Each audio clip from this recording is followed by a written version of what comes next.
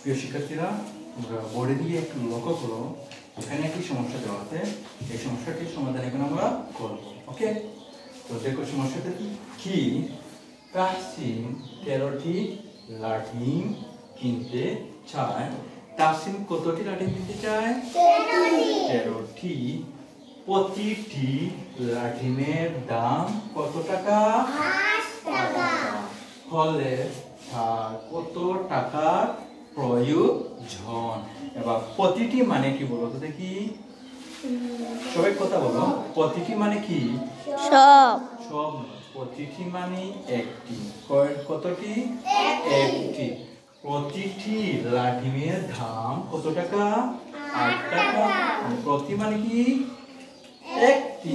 হ্যাঁ, একটি। একটি একটি একটি একটি। ওকে, তাহলে প্রতিটি মানে একটি লাঠিমের দাম কত টাকা?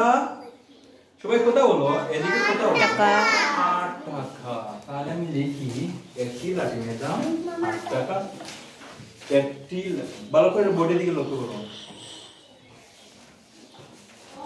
তাহলে একটি লাঠিমের কি? একটি লাঠিমের দাম কত টাকা বলো তো দেখি? 8 টাকা। দুইজনে কথা বললে হবে, সবাই কথা বলতে হবে।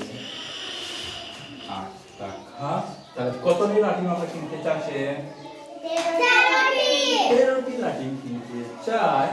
তাহলে 13টি লাঠিমের দাম, 13টি লাঠিমের দাম কত হবে? কি ভাগ হবে না গুণ হবে?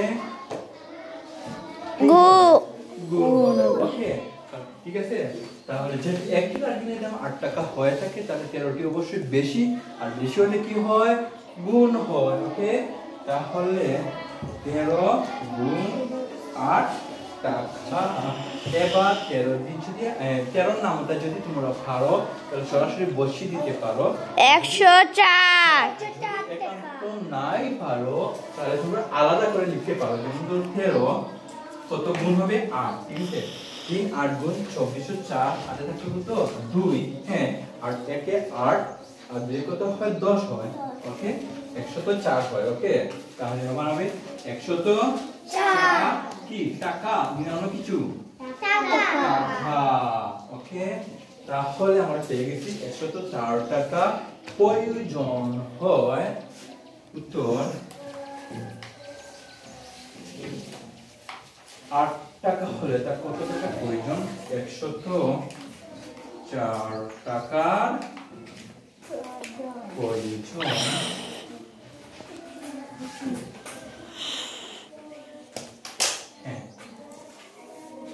এই অঙ্কটি কি তোমরা বুঝতে পারছো? হ্যাঁ, যদি কেউ না বুঝে থাকো তাহলে আমাকে বলো, স্যার আমি বুঝিনি, আমাকে বুঝিয়ে দাও। বুঝেছি, ঠিক আছে, বুঝছি নয়, বুঝেছি। ওকে, তাহলে এটা পারবো অঙ্ক? সবাই পারবা? ওকে, তাহলে অনেক অনেক ধন্যবাদ তোমাদেরকে।